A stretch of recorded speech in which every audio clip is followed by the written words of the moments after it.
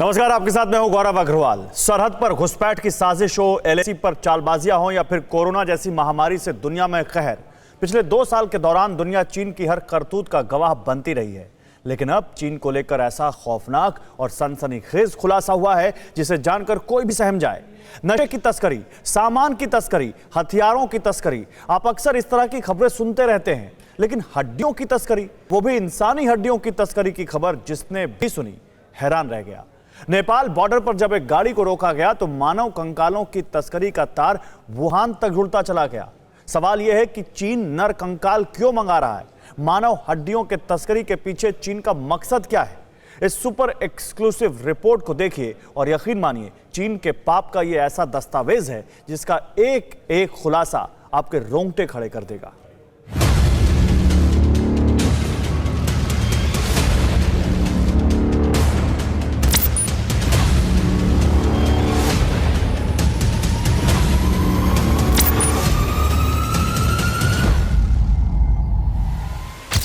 नरकंकालों का कारोबार चीन तक विस्तार।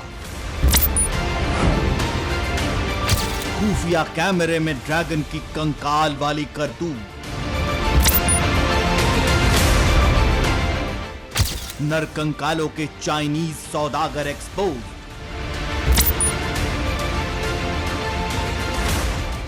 चाइनीज जल्लाद, खून जमाने वाला सनसनीखेज खुलासा। यकीन नहीं होगा, रोंगटे खड़े हो जाएंगे जब आपका माओ के वारिसों के सबसे खौफनाक पाप से वास्ता होगा। तस्वीरें धुंधली हैं, लेकिन बीजिंग के पापियों की हकीकत क्लियर है।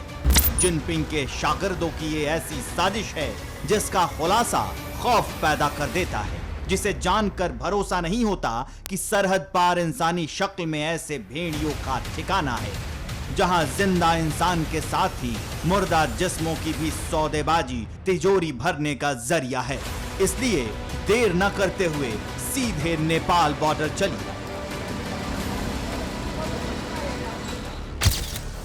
भारत नेपाल बॉर्डर कहने को 2 देशों की सीमा है, लेकिन हर रोज हजारों लोग नेपाल से भारत और भारत से नेपाल में दाखिल होते हैं। बिहार के अररिया जिले से लगती नेपाल बॉर्डर पर जब नेपाल में दाखिल हुई एक वैन को रोककर तलाशी ली गई, तो जो सच्चाई सामने आई उसने सुरक्षा एजेंसियों के होश उड़ा दिए। वैन में नरकंकालों की खेप ले जाई जा रही थी।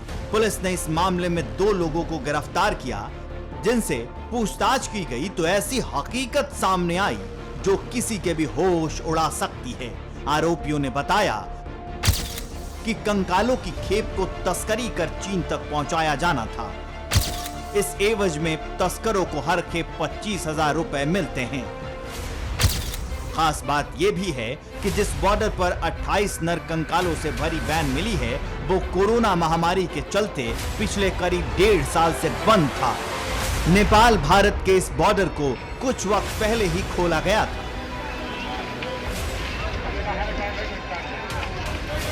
बनारस से नेपाल भारत सीमा होकर के जो नरकंकाल नेपाल लाया जा रहा था, उसे चाइना भेजा जाना था। मोरंग का प्रहरी उपरीक्षक अर्थात एसपी जनार्दन जीसी से बात की थी। उन्होंने कहा कि जो पकड़ाव किया गया 2 अभियुक्त है, उनसे बातचीत करने के बाद पता चला है कि नरकंकाल को राजधानी काठमांडू का बहुत पहुंचाया जाना था, जहां से उसे चीन भेजा जाता। इंसानी हड्डियों को कहां से लाया गया, किस रास्ते नेपाल में पहुंचाया गया और नेपाल में कहां तक इंसानी कंकालों के तस्करी का नेटवर्क फैला है, पुलिस पता लगा रही है। लेकिन सवाल यह है कि नरकंकालों को चीन भेजने के पीछे क्या मकसद है? चीन तस्करी कर भेजी जाने वाली हड्डियों का क्या करता है?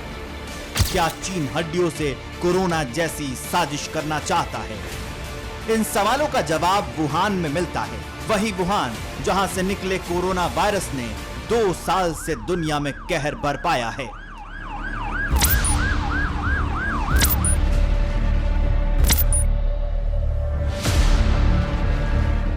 ये पहला मौका नहीं है जब नेपाल में मानव कंकालों की तस्करी का खुलासा हुआ है। इससे पहले भी नेपाल के रास्ते चीन भेजे जाने वाले मानव कंकालों की खेप पकड़ी गई है। तो सवाल यह है कि आखिर ये मानव कंकाल चीन ही क्यों भेजे जाते हैं? पिछले कुछ सालों के दौरान पुलिस ने ऐसे हजारों नरकंकाल और मानव खोपड़ियां पश्चिम बंगाल, बिहार और झारखंड से बरामद की है। 2004 में बिहार के गया जिले में फल्गु नदी के किनारे तकरीबन 1000 नर खोपड़ियां बरामद की गई थी। 2009 में बिहार के छपरा में एक बस से 67 मानव खोपड़ियों के साथ एक तस्कर को गिरफ्तार किया गया था। इस घटना के एक महीने पहले पुलिस ने पश्चिम बंगाल के सिलीगुड़ी में एक तस्कर से 27 मानव खोपड़ियां और तकरीबन 100 हड्डियां बरामद की थी। ज्यादातर मामलों में पकड़े गए तस्करों ने खुलासा किया था कि मानव हड्डियों को तस्करी के जरिए चीन भेजा जाता है, जहां से इन हड्डियों को चीन के अलग अलग शहरों में बनी लैब में भेजा जाता है।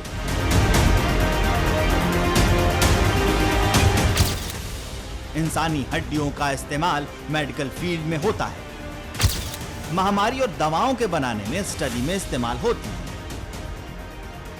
लेकिन हड्डियों की तस्करी कर चीन के वुहान की लैब तक ले जाने से शक गहरा जाता है, क्योंकि वुहान चीन का वही शहर है जो चीन की जैविक साजिशों का सबसे बड़ा सेंटर है।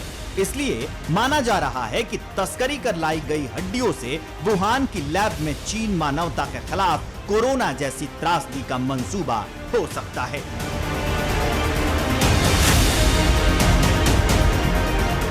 दुनिया जानती और मानती है कि कोरोना चीन की साजिश है। जैविक हथियार बनाने के दौरान चीन ने कोरोना वायरस बनाया था, तो चीन में इंसानी हड्डियों की इतनी डिमांड, क्या ऐसी ही कोई मंशा चीन की इन हड्डियों के पीछे भी छुपी हुई है? वुहान की ये वही लैबोरेटरी है जहां चीन तरह तरह के वायरस पर एक्सपेरिमेंट करता रहता है।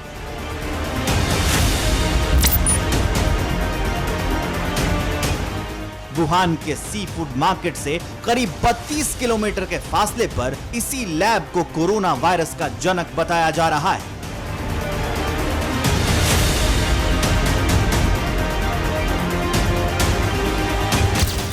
वुहान इंस्टीट्यूट ऑफ वायरोलॉजी की स्थापना 1956 में हुई। चीन की लैब लेवल 4 सर्टिफाइड है। ये लैब वायरस से होने वाली बीमारियों पर रिसर्च करती है। लेकिन मौजूदा वक्त में चीन की ये लैब 21वीं सदी में दुनिया पर आए महासंकट का सबब बन चुकी है। कोरोना को लेकर वुहान लैब पर खूब सवाल उठे। कई बार लैब की जांच का नाटक भी हुआ, लेकिन नतीजा सिफर रहा।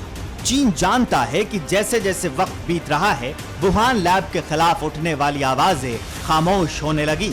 इसलिए चीन एक बार फिर इंसानी हड्डियों के जरिए नई साजिश की तैयारी में है। इसका अंदाजा ऐसे लगाया जा सकता है। इंसानी हड्डियों के बदले में चीन तस्करों को मोटी रकम देता है। पूरे मानव कंकाल के बदले चीन $350 तक देता है। अलग अलग अंगों की हड्डियों के लिए अलग रेट तय हैं। दुनिया की तरह चीन को अगर मानव कंकालों का इस्तेमाल मेडिकल स्टडी या महामारी के इलाज के लिए बनाई जाने वाली दवाओं के रिसर्च के लिए करना होता, तो तस्करी कर मानव हड्डियों की खेप नहीं मंगानी पड़ती। इसलिए तस्करों से हुए खुलासे के बाद से ही सुरक्षा एजेंसियों में हड़कंप है। पता लगाया जा रहा है कि हड्डियां कहां से लाई जाती हैं और चीन तक कैसे पहुंचाई जाती हैं।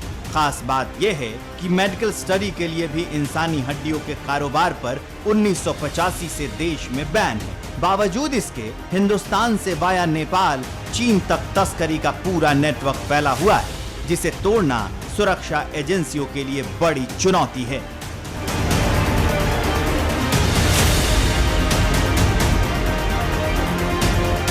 परवाह देश की, सोमवार से शुक्रवार रात 10 बजे TV9 भारतवर्ष पर।